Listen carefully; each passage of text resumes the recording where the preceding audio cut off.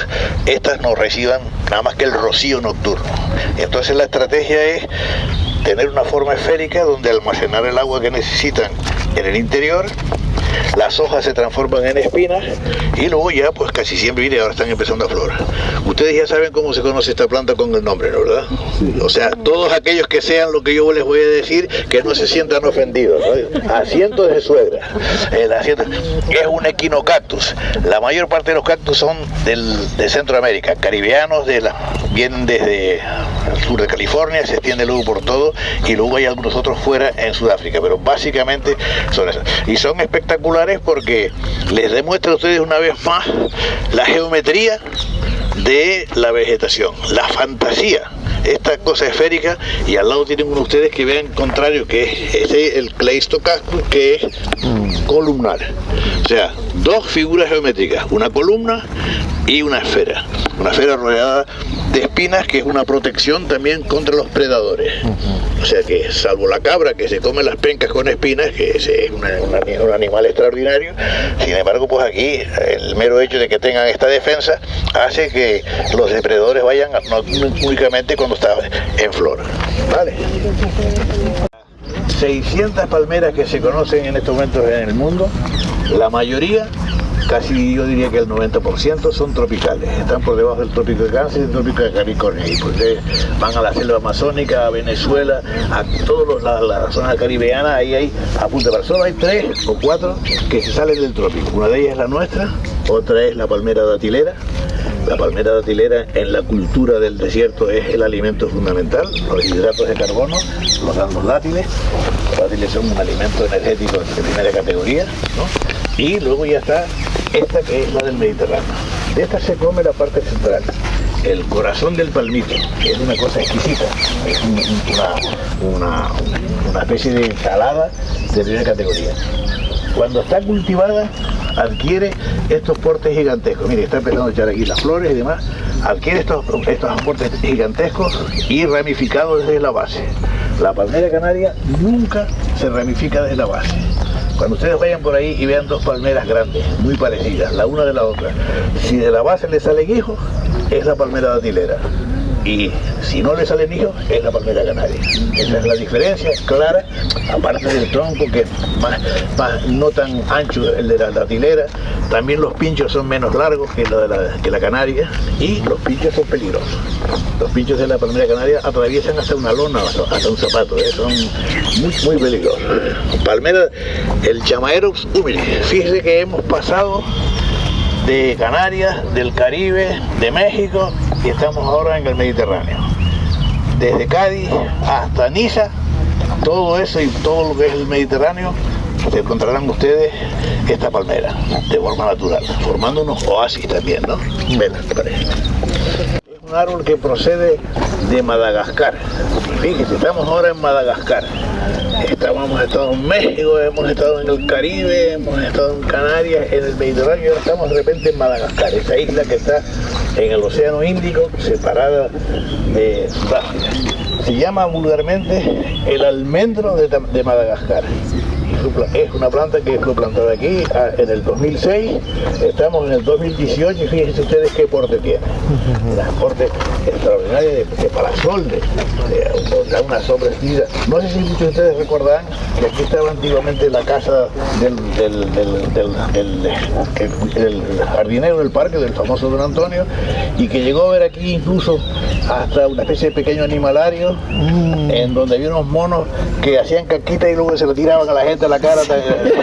No sé si se acuerdan ustedes sí. Yo no soy muy amigo de los animales enjaulados y creo que hicieron bien, y bueno, esta nueva fase que se hizo con la reestructuración, pues el que hayan colocado aquí dos joyas muy difíciles de encontrar, creo que en toda la isla, y es probable que en el archipiélago de momento no haya, digamos, almendros de Madagascar como estos que están aquí. Pierde la hoja en el otoño, está rebrotando, el joven está rebrotando, ya tendrá dentro de poco la flor, y tiene este aspecto de auténtico árbol de sombra, un árbol de sombra extraordinario, ¿no? ¿Los dos? Los dos son hermanos. Parece la hoja diferente. Eso pasa como casi todas las... Ustedes se habrán dado cuenta de que ya hay algunos flamboyanes que están pillando las hojitas y otros que no tienen nada todavía. Sí, tienen colgados todavía. Sí. Cada uno de ellos funciona. Y los que echan las hojitas ahora florecen los primeros y son los primeros que lo pierden. Porque el flamboyán tiene su momento de apogeo, que es junio y julio. Tú vas lentamente decayendo, quedan algunos todavía en octubre, cuando vuelve otra vez el veranillo aquí, se levantan así y ya luego entran en la fase que se llama de dormancia. Cuando los vegetales duermen, pasa como con los osos, duermen muchos meses, están sin nada, parados ahí tranquilamente esperando. La calle Robaina, por ejemplo, es el gran bulevar de tuliperos del Gabón. Ahí están los más grandes. Hace poco hicimos mi mujer y yo el catálogo de las especies más notables de Santa Cruz. Estuvimos trabajando durante un año, llegamos a 70 árboles que merece la pena considerarlos como árboles singulares, ¿no? Y encontramos los tuliperos del Gabón más elevados, casi de 20 metros, en la esquina de Robaina con la calle Sabino Berteló. Allí hay dos de ellos que son portentosos, que llegan prácticamente hasta arriba. Aquí tuve yo una experiencia muy curiosa que se la voy a contar. Fue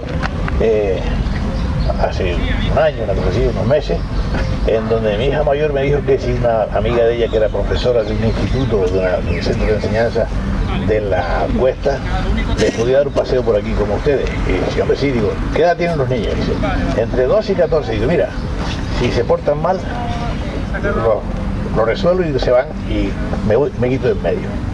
Cuando llegué aquí me puse ahí de pie, estaban todos y me vino la idea. Digo, ¿cómo puedo yo distraer a estos muchachos? Pues puse ahí y dije, estamos aquí debajo del tulipero del Gabón. Y había una niña era una niña pero muy viva, ¿no? Digo, ¿tú tienes ahí tu teléfono móvil? Sí. Mira a ver lo que significa Gabón. La niña, Gabón es una república de África que está tal. Digo, bien, has aprendido una cosa nueva. Bueno, y entonces así fuimos intercambiando con ellos. Cuando fuimos a la Washingtonia le dije, busca ahí George Washington. ¿Saben ustedes quién fue? No, búscalo y tal y cual. Y lo buscó un chico. Y el chico le dije, vamos, léelo. Y aquella chica avispada le dijo, profesor, este niño es tímido, yo lo leo, tal y cual, ¿verdad? El dominio femenino sobre los hombres viene desde abajo ya, ¿Es así o no es así? Tulipero del Gabón. Es una planta que procede de Abisinia. Fíjense ustedes que Abisinio está en el Cuerno de África, justamente enfrente de la península arábiga, por ahí está, ¿verdad? De los grandes desiertos de Abisinia está ahí. Es un inmenso cardón, es una euforbia, como la euforbia canariensis, pero esta se llama aquí euforbia la euforbia magna, más o menos. Es otra estructura de una planta adaptada, digamos, al desierto, en donde no tiene hojas, y esos troncos que están verdes es por donde respira la planta. Las plantas respiran normalmente gracias a un pigmento verde que se llama la clorofila, que es el que toma el oxígeno del aire y por la noche suelta el CO2, que es el que actúa como cambio climático. Árboles preferidos, desde niño chico los disfrutaba, es el pitanguero. La pitanga. La pitanga tiene además un nombre femenino, se llama Eugenia uniflora se llama esta, porque la otra hermana de la Eugenia es el clavo que ustedes emplean cada vez que van a hacer una mermelada o una cosa así, que durante mucho tiempo el clavo se empleaba como odontálgico, se llamaban hilas de Danayón. Cuando uno tenía dolor de muela se empapaba un poco de algodón con eso, lo metía allí para poder ser, eran esencia de clavo, ¿verdad? Esta es la Eugenia cariophyllata, del Brasil, procede del Brasil. Abisinia, un vuelo directo a pocos metros y estamos ahora en Brasil, en los bordes de los ríos secos de Brasil. La pitanga es roja y para mí es un complejo vitamínico, porque es tal la cantidad de cosas interesantes que tiene, que de alguna manera, si uno se tomase todos los días 3 o 4 pitangas, no tendría que tomar para nada comprimidos, digamos, multivitamínicos comprados en la farmacia. Y si los digo, es importante, o sea, tomarse todas las mañanas el zumo de una naranja, de una mandarina y de una lima, esos 3 cítricos, es mucho mejor que tomarse un Redoxon Complex, porque aparte de las vitaminas que tienen sustancias que no conocemos y que puede que tengan de alguna manera un efecto inmuno, o sea, que nos ayude a inmunizarnos, ¿verdad? Porque eso es lo que tienen muchas veces los productos naturales. Es lo que pasa, por ejemplo, con la leche materna. Me lo decía mi padre, dice, tú sí puedes dar a tus hijos que la madre le dé lo mayor posible de leche materna, porque las leches que se venden en la farmacia se sabe lo que tienen, pero en la materna hay cosas que no se sabe lo que tienen y que a lo mejor son mucho más estimulantes a resistir infecciones y a resistir enfermedades, que si empiezas a tomarte desde pequeño ya pues una leche que le falta lo que tiene la leche materna. Por eso los productos naturales tienen cosas que todavía no conocemos y que pueden tener unos efectos, digamos, muchísimo más importantes sin darnos cuenta. Vamos a decir, oiga, pues yo he llegado a tener esto, no se me han caído el pelo, no he perdido los dientes porque de pequeño tal tomaba tal y tal y tal. Y ese es un tema. Vamos ahora a bajar por aquí, por el paseo. Disculpe. Dígame. Yo tengo en la finca 2 pitangueros, uno da... Ustedes ven cómo, digamos, las flores de la jacaranda que la tenemos aquí al lado adornan el suelo. Yo estoy convencido de que esa especie de arte de alfombrar religiosamente el suelo nació del ser humano al contemplar la belleza que supone la caída natural de las flores en el suelo. Es posible que cómo se le imaginó al ser humano, digamos, el adornar las calles con fines religiosos, pues probablemente porque como en aquella época todo había que observar la naturaleza, fijándose en que muchas flores vistosas cubrían el suelo de esa manera tan ornamental, esto pudo haber sido. Es una hipótesis, y de la laguna, y de Siches en la península, o sea, es simplemente una hipótesis, una reflexión al verlo. Es decir, oiga, esto tuvo que haber sido una cosa que les impresionó. Y empezaron luego ya, en el momento en que el ser humano, ¿qué diferencia tenemos nosotros del resto de los mamíferos? Pues que pensamos y que al mismo tiempo tenemos, digamos, pensamos y tenemos de alguna manera también una especie de espiritualidad, de divinizar las cosas. Y entonces viene ahí, sale todo esto. ¿Y las pitangas, cómo es que en el Tocal, por ejemplo, habían tantos pitangueros? Y en la zona aquí, en todos lados, yo tengo uno en mi casa también, pero Planella es el individuo que se dedica ahora a cultivarlos y a regalarlos por ahí. Yo escribí un artículo en el diario Viso, que si ustedes lo buscan, se llama Pitangueros en Flor. Ahí está escrito todo esto, ¿verdad? Pitangueros en Flor, búsquenlo y le tengo dedicado a ese árbol. Siempre le he dicho además a la gente que en estos momentos hay que tener muchísimo cuidado de no comerse las pitangas aquí, ni las que están por ejemplo en la calle, en el barrio de los hoteles, o donde está el ayuntamiento, también que hay un pitanguero ahí, porque todas esas tienen en estos momentos restos de gases de los coches. Hay que lavarlos muy bien. La fruta hay que lavarla muy bien, porque es tanta la contaminación que tiene en estos momentos en la atmósfera que no nos damos cuenta muchas veces y nos estamos tragando cosas que no son positivas, muy espectaculares y de las cuales hay que hablar.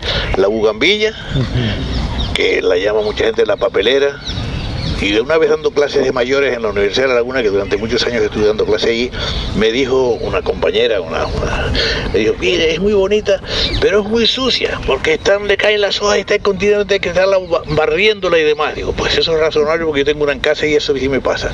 Las bugambillas son normalmente también brasileñas, hay muchas de ellas, ¿no?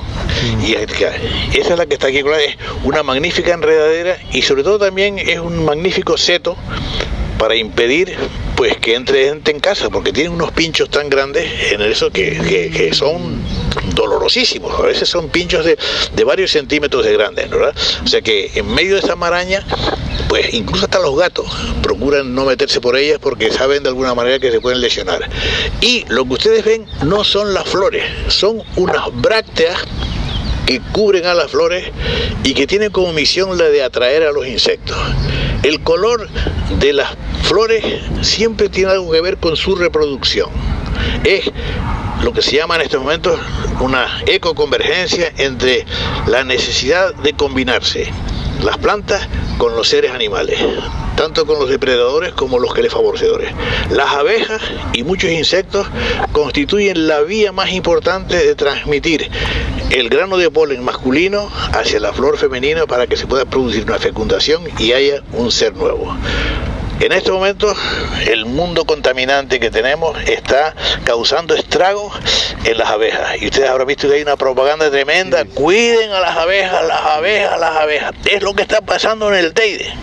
En el Teide, que hay en este momento una hiper, digamos, colocación de colmenas, han llevado abejas importadas, que es la abeja doméstica, que han desplazado a la abeja autóctona. Y al descender, y simplemente ¿por qué? Porque la abeja melífera, que es la clásica, la que ya está cuidado, es mucho más trabajadora que la nuestra, que es más tranquila. Y entonces acude a la flor, le quita el néctar y ya la transforma y se lo lleva a la colmena, y cuando llega a la nuestra se encuentra que no hay comida para ella y se muere. Y al morirse, pues probablemente la flor y la planta sufre porque ella reconoce a su abeja y no a la ladrona. Hay una inteligencia en el mundo vegetal distinta, no tienen cerebro, pero tienen unos instintos y unas reacciones con el clima y con muchísimas cosas que hay que reflexionar, que estos seres vivos también tienen una cierta espiritualidad que nosotros no entendemos. Pero por eso hay que leerlo. El mensaje en la naturaleza es ese, el que son seres que los necesitamos. Cuando se acabe hayamos talado el último árbol que haya en el planeta y nos hayamos comido el último pez que hay en los mares, nos daremos cuenta de que el dinero no es comestible. Esa es la gran reflexión que hay que pensar sobre eso, ¿verdad? No es todo acumular. Nos comeremos unos y nos extinguiremos, ¿verdad? Bien, la segunda planta es el adelfa. Esta es una de las plantas más venenosas que ustedes pueden de alguna saber. La adelfa es muy venenosa, pero es espectacular. Es una planta mediterránea. Si ustedes van por cualquiera de los ríos del sur de la península, del norte de África y demás, verán tarajales y adelfas que forman parte de la vegetación riparia, del borde de los ríos, ahí están ahí, ¿no? Adelfa, ¿por qué es tóxica? Porque tiene lo que se llama una sustancia cardiotónica. Las sustancias cardiotónicas son aquellas que le dan al corazón cansado el tono perdido. Es decir, cuando ya llegamos a la edad mía, a veces necesitamos tener un pequeño efecto que normalmente suele ser la digital y demás, la digoxina, entonces que nos ayuda a que el corazón, pues si pierde un poco el tono, se avive un poco. Pero lo que pasa con esta sustancia es que pasa el efecto terapéutico demasiado rápido al toxicológico. O sea que si uno se pasa, pues le vienen unas arritmias, le viene cualquier cosa y entonces pues se puede cascar. Y en eso tengo una anécdota. Hace muchísimo tiempo, cuando vivía César Fernández Trujillo, locutor de radio, que lo quiero muchas veces, sí, César. Un día me llamó por teléfono y dijo: Alfredo, mira chicos, tengo aquí un problema porque me acaban de llamar de ICO, en que una señora ha protestado en un colegio donde estaba porque había quitado el maestro o el biólogo, había quitado las adelfas del jardín de donde estaban los niños. ¿Sí? ¿Qué te parece esto? Digo, felicita al director. Hombre, vamos allá, felicítalo. Porque los niños hoy en día se meten las cosas en la boca y y es una planta muy tóxica, y a lo mejor resulta que va a haber allí un infarto de un niño por haberse metido unas hojas ahí o haberse metido una flor, y ya la hemos fastidiado. Y siempre hay que esperar a que haya un accidente para poder corregir lo que puede pasar, ¿no? ¿Verdad? Bueno, y ya lo entendió y la cosa se frenó. Lo sepan ustedes, muy bonita, pero es tóxica. Y la adelfa se llama en latín Nerium oleander, pero bueno, no vamos a entrar en los latinazos ahora. Símbolo que le corresponde a la estación. Ahora vamos a ver si somos capaces de identificarla. Fueron mutiladas, una de ellas fue una vez alguien le cortó la cabeza. Sí. Lo de la toxicidad esa de la adelfa, ¿sí? ¿Es por comerla o por tocarla? No, ¿por respirar su polen? No, el polen no. Es simplemente meterse los pétalos en la boca o masticar una hoja, ¿no? ¿Tocarla? Cosa que normalmente es tocarla, no. Masticarla, o sea, normalmente nosotros con las plantas o las olemos o las masticamos. O sea, es un instinto, ¿verdad? Entonces el problema de meterse cosas en la boca y probarlas, pues eso es lo que puede ser. ¿Con una hoja ya? No, el efecto puede ser terrible. Sí, con una hoja solo. Puede dar una palpitación. Hombre, depende. Una cosa es masticar así, una mordidita, y otra cosa es coger y estar ahí y tener la saliva, porque la saliva inmediatamente separa a la glicón del glucósido, y entonces viene ya el efecto patológico, ¿no? A ver si reconocemos a las estatuas.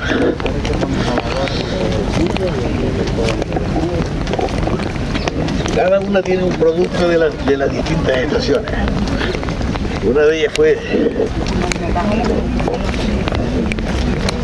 Esta tiene la estación de la recolección, debe ser el verano. Y esta ya no sé cuál es por ahora, pero puede que sea el invierno. Vamos a ver aquí. Uno tiene que ver unas espigas. ¿Cómo ves? Mira, esta tiene las espigas. Esta tiene las espigas y esta tiene el otoño, que es la recolección de las uvas, ¿verdad? Cada una de ellas tiene... Dentro de lo del vandalismo del parque, que siempre además ayer lo decía el alcalde, ¿verdad? El problema está en que vivimos en una época de graffiti. El graffiti es el posible arte rupestre del futuro. Siempre que voy a las cañadas y paso por la fuente de Joco, me la encuentro toda llena de pinturas, y le digo a la gente, pero bueno, ¿quiénes son los que se van al campo el fin de semana y le dicen a los niños, o ellos mismos cogen un pincelito y un poco de pintura o un spray hoy en día para llevar y de alguna manera dibujar en la roca? Pues es el espíritu ancestral que ya tuvieron nuestros primeros habitantes que vivían en las rocas, por ejemplo, de Altamira y demás, en donde dejaron pintados, ¿verdad?, las huellas y los animales, que fueron los primeros naturalistas. Porque gracias a esos animales que quedaron ahí en las rocas de Altamira, sabemos qué tipo de animales hubo, que ya han desaparecido. O sea, todos tienen su lado positivo. Y dentro de los grafitis hay cosas muy buenas y hay cosas que son espantosas y son desagradables. O sea, estamos siempre en que todo. Bien, vamos a ver ahí un espacio acuático. El parque tiene también su verdadero valor, el verlo. Porque en una tierra como la nuestra, en donde el agua potable es un bien escaso, el agua potable y el agua dulce. Cuando ustedes oyen por ahí un eslogan que dice, el agua es un bien escaso, mentira, vos verdad, el agua no es un bien escaso, porque las 2/3 partes del planeta son agua. 2/3 partes del planeta son agua, luego no es un bien escaso, es bien escaso el agua dulce o el agua potable. Ese es el bien escaso, y ese es el que estamos despilfarrando. Pero la tecnología de esta gente sacará el agua potable del mar seguro. Pero seguro, no van a tener problemas. Las cosas que esta gente va a ver, eso es inmenso. Bueno, aquí tienen ustedes un ambiente acuático que yo creo que es interesante en una ciudad o en una isla como la nuestra, que no tiene las sequías que Fuerteventura y que Lanzarote, pero que bueno, pues vean lo que es un jardín japonés. Dicen los japoneses, yo he estado en Japón, en la ciudad de Kioto. Si ustedes alguna vez tienen ocasión de ir a Japón, Kioto es necesario verlo, eso es tremendo, ¿no? En donde el agua placerada con la vegetación quieta les produce una sensación de relax. El estar viendo un agua quieta, o que tenga un ligero chorrito que haga ruido, que es el rumor de la cascadita, ¿no? ¿Verdad? Y tenga luego ranas croando y cosas de estas, le da a uno una sensación de tranquilidad. Contemplar el mar quieto es una cosa bueno, yo es que el mar no solamente me gusta quieto, sino me gusta también violento, me gusta de todas maneras el mar. Todos los días me tengo que dar un baño, ¿verdad?, para poder entrar en la madre de la naturaleza, que es el mar. De ahí salieron los seres vivos en su día, ¿no? Pues eso es lo que tiene este. Y este es uno de los árboles más extraños. Esta que tiene el nombre ahí, lo verán ahí, es un endemismo de México. Esta planta aquí es rarísimo. Es como el de Madagascar, pero este es más viejo. Lo ven que es feo, que no tiene mayor cosa, es una leguminosa, y sin embargo, pues desde un punto de vista de botánico, desde un punto de vista de la ciencia, venir a verlo, pues es una especie muy rara, ¿no?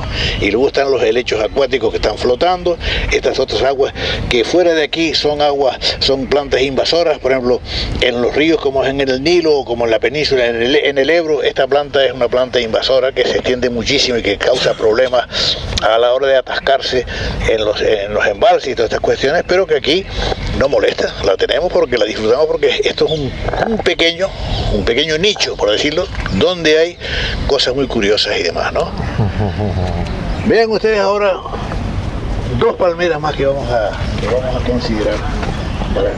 No quiero producirles lo que se llama una tormenta cerebral. Ustedes digan, oiga, pare, no siga hablando, no nos meta más nombres, no me diga más cosas. Más información. Miren la diferencia que hay entre la palmera datilera, esa que está ahí, y la canaria al lado. Sí. Hombre, la nuestra le gana por goleada, ¿eh? Le gana por goleada. Entre una cosa como esa media tal igual, ¿no? Y esta otra que es potente, que es fuerte, ¿verdad? Que tiene lo que se llama, en la geometría botánica dice que es un tronco isodiamétrico, porque tiene desde arriba hasta abajo siempre el mismo diámetro, ¿no? En cambio los árboles no, a medida que van creciendo van siendo las ramas menos que la parte baja del tronco, ¿no? Bueno, pues la otra palmera que tenemos aquí es esta, que es de California. Sí, vamos ahora a dar un salto a California. Sí, esta de aquí, esta. Esa se llama... Sí. Esa se llama... Sí. Es la Washingtonia robusta. Es probablemente el vegetal más elevado que crece en Canarias. Por ejemplo, ustedes, si se van a la laguna al lado de la catedral, hay una de ellas que son impresionantes, casi alcanzan los 30 metros. Sí, es verdad, Creo que tienen el récord de altura, ¿no? Porque en general los árboles nuestros pues llegan a los 20, 15, por ahí está todo, 20 ya es mucho, ¿no? Pero esas llegan hasta los 30 metros y además fíjense ustedes que resisten los vendavales, porque los tienen un sistema radical muy extendido, lo que hace es que la base sea grande y no se caen, ¿verdad? Antes se caen los dragos, pero los dragos no se pueden nunca poner en jardines con mucho césped, porque se le pudren las raíces y a la primera de cambio ¡pum!, se caen. Así se caen de la laboral, así se caen muchísimos de ellos, porque no debe de ser césped. Afortunadamente, yo lo decía ayer en la conferencia, hay dos cosas que han tardado, como lo que le pasó a don Patricio Estebanes Murphy, y es que mis mensajes lanzados en los años 70 de que había que coger y salvar la flora canaria y que de alguna manera había que coger y poner plantas nuestras y que la gente conociera, porque están acostumbrados a ver cosas que son vulgares, pero que fuera de aquí son auténticas joyas. Vienen miles de personas al año a verlas y a estudiarlas, ¿no? Entonces le decía, no poner nunca césped en los dragos. ¿Y qué tenemos que hacer? Y esto es una cosa que en estos momentos ya el Cabildo ha empezado a utilizar picón en vez de césped, porque el picón es nuestro, es nuestro. Nosotros vivimos en un territorio volcánico y eso es ceniza volcánica. Y fíjense ustedes qué bonita está quedando la autopista con las ideas que han hecho del picón de poner plantas nuestras que ahorran agua y que de alguna manera el césped se deja para Escocia y para todos esos países y quizá unas cuantas parcelas, pero en un sitio como nosotros donde tenemos que medir el gasto de agua, ustedes piensen que en estos momentos vivimos aquí 1 millón de personas en la isla y dadas las circunstancias en que vivimos actualmente, de que tenemos unos conceptos higiénicos muy superiores a los de nuestros abuelos, gastamos 100 a 150 litros por persona día. 100 o 150, una ducha son cerca de 50 litros y nos duchamos todos los días. Y antiguamente nuestros abuelos se duchaban una vez a la semana, si es que se duchaban una vez a la semana. Y el agua es un bien escaso. Encima de eso tenemos a 4 o 5 millones de turistas que vienen todos los años aquí y que quieren hoteles con plantas tropicales, que hay que regarlas y que tienen que estar bonitas con flores, y que cada vez que se toman un whisky hay que lavar el vaso, y que si van a bañarse al mar por la mañana y van a bañarse al mar por la tarde, se van a duchar a la salida de la mañana y a la salida de la tarde. Consumo de agua. Entonces, el agua potable sí es un bien escaso, pero el agua, en el sentido amplio, no es un bien escaso. Primero, porque las 2/3 partes del planeta es agua, y segundo, porque tenemos nubes, que es agua también. O sea, tonterías. Hay que hablar con propiedad y reflexionar la cantidad de mentiras y de mala información que estamos recibiendo continuamente, que se transforma luego en verdades. Ese es el problema. ¿De acuerdo?